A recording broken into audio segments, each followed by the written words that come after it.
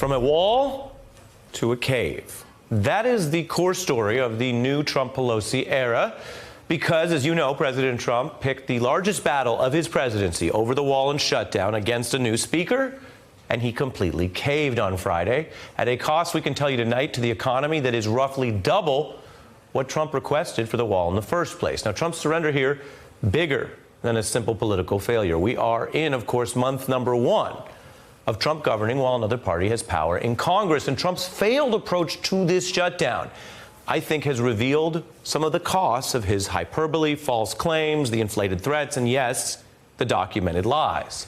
And this may concern Trump's own supporters. It may also show the Democrats keys to beating him now that they have the House. And that brings us to tonight's Beat Special Report. Trump has now made 8,000 false statements or lies since taking office, a record according to the Washington Post. And tonight we want to break this down specifically in 2 categories. 1, Trump's blatant lies about facts, about things we know that happened. But also 2, Trump's false statements about what he will do, like whether he would cave on the wall, which he did. Now, the first category of lies are well known. They are vintage Trump. Republicans passed the biggest tax cut and reform in history. We got tax cuts, biggest tax cuts in the history of our country.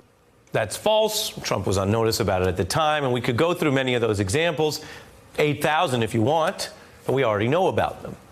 Tonight I want to focus on these falsehoods from Trump about what he will do as president, the ridiculous pledges, the extreme threats, the broken promises, these hyped negotiation offers, because there are people who argue cynically that those lies will work because his supporters accept them and his reality no matter what. But actually, some of these lies in what I'm calling category 2, right now, this month, they are blowing up in Trump's face.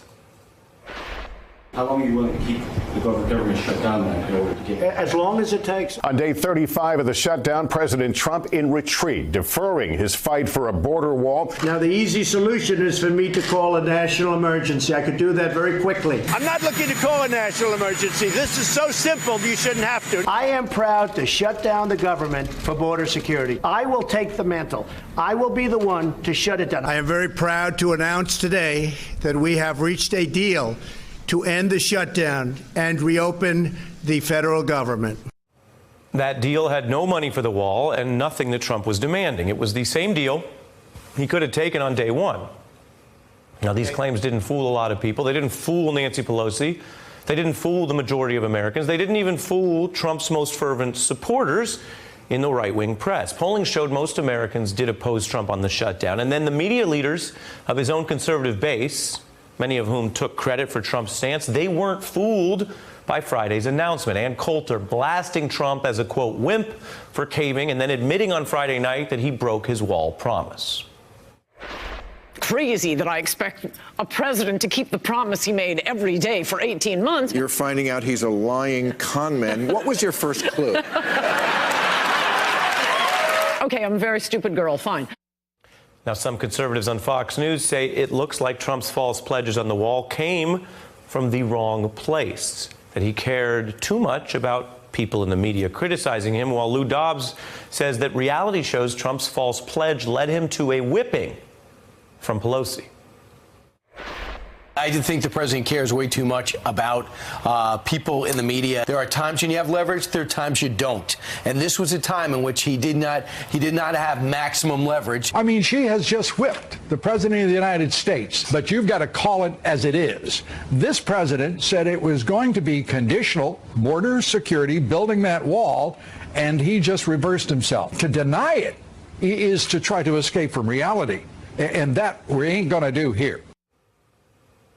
Dobbs is pointing out that Trump's false pledge hurt himself and his political allies because other people, other Republicans, were putting their necks out based on Trump's word.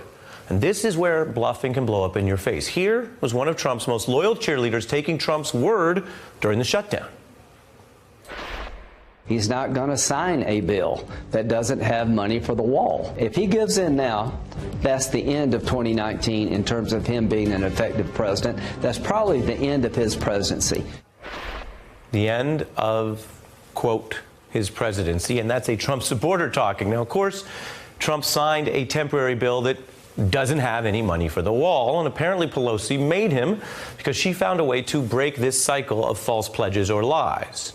Her philosophy was don't give in. She decided that if she cared about this issue more than Trump, she would wait him out, not negotiate and try to meet in the middle of what she deemed a false pledge. And that is what I want to get into tonight and why this is important, because it may show a way forward for Trump's opponents. In fact, even his own former supporters are saying so. You want to 37 get Trump? I'm telling you how to get Trump. He promised something for 18 months and he lied about it. That's how you get Trump. That's how you get Trump. He is clearly in some political trouble right now. You can tell when these takedowns of a broken pledge and reality-defying lies are coming from Ann Coulter and Lou Dobbs and Fox and Friends. Big picture, it is not every week that a president creates the longest shutdown in history and then caves by taking the exact offer he had at the start and draws critiques from the right, left, and center. Nor is it every week that a president looks for a way to hide that cave in plain sight by announcing it the day his longest-serving advisor is indicted. But as you know, I guess that's the way we live now. And it has, of course, also become something of a cliche to say, oh, but Trump gets away with things and he's not held accountable for his lies. But look at the facts. 6 former aides indicted. An open criminal probe. His team's not getting away with everything. Roasted and toasted for broken promises by conservatives, which shows that the falsehoods did hurt him in the shutdown fight. So, you know, Trump's lawyers, they always say they don't want him to talk or to testify because Mueller would spring a perjury trap. But Trump is in trouble because of lies he told all by himself. He is living in a perjury trap house he built himself. And maybe that's very 2019 as well, from a wall to a cave to a trap house. Legally, it's too early to know if Trump made any false statements that amount to perjury. Politically, some of Trump's own supporters say it's too late to put up with his false statements anymore.